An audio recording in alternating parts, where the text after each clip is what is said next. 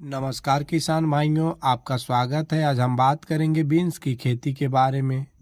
सभी किसान भाइयों से बीन्स की खेती के बारे में कुछ जरूरी बात साझा करना चाहता हूं।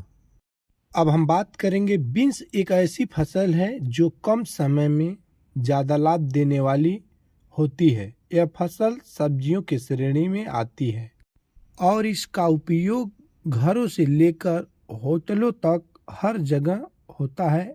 इसकी मांग साल भर बनी रहती है, इसलिए किसान भाई अगर सही तरीके से इसकी देखभाल करें तो अच्छी आमदनी प्राप्त कर सकते हैं। अब हम बात करेंगे बीन्स की खेती के लिए उपयुक्त मिट्टी और जलवायु। बीन्स की खेती के लिए दोमट मिट्टी, बलुई मिट्टी में सबसे अच्छा होता है। अब हम बात करेंगे मिट्टी का पीएच मान 6 से 7 के बीच होना चाहिए। यह फसल ठंड से हल्के गर्मी मौसम में बहुत ही अच्छा होता है। अगर तापमान 20 से 30 डिग्री सेल्सियस के बीच रहे तो पौधे की पैदावार शानदार होती है और उपज अच्छा मिलता है। अब हम बात करेंगे बीज की बुआई और तैयारी।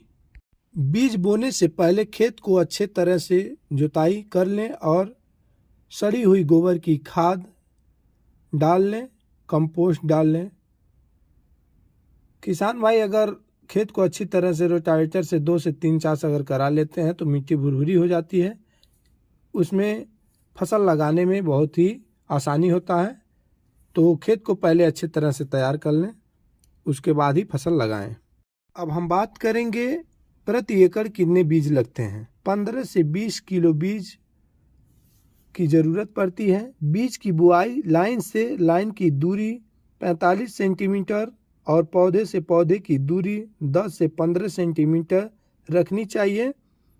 अब हम बात करेंगे बीज को बोने से पहले फफूंदीनाशक दवाओं से उपचारित करें, जैसे थायरम या कार्बेंडाजिम से उपचारित करना चाहिए।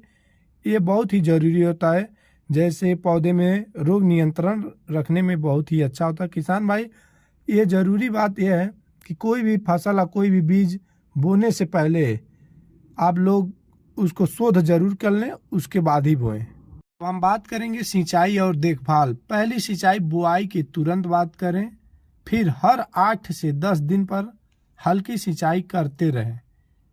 फल आने के समय सिंचाई का विशेष ध्यान रखें, क्योंकि इस समय पानी की कमी होने से उत्पादन में कमी हो जाता है। इसलिए किसान भाई अगर नमी नहीं रहेगा खेत में तो आपका उपज घट जाएगा, तो आप कहेंगे कि बीन्स की खेती में कोई लाभ नहीं है।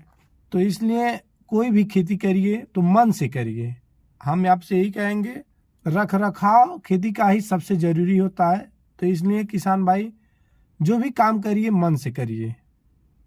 अब हम बात करेंगे खरपतवार नियंत्रण के लिए। किसान भाई पहली या दूसरी सिंचाई के बाद निराई गुड़ाई अवश्य करा लें, ताकि पौधे स्वस्थ रहें और उत्पादन अच्छा मिल सके।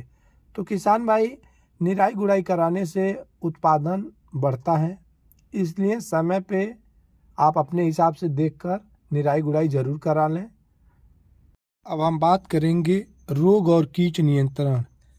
बीन्स की खेती के लिए एफिड, फल छेदक कीट, पत्ती खाने वाले कीट और फफूंदी जनित रोग ज़्यादा लगते हैं।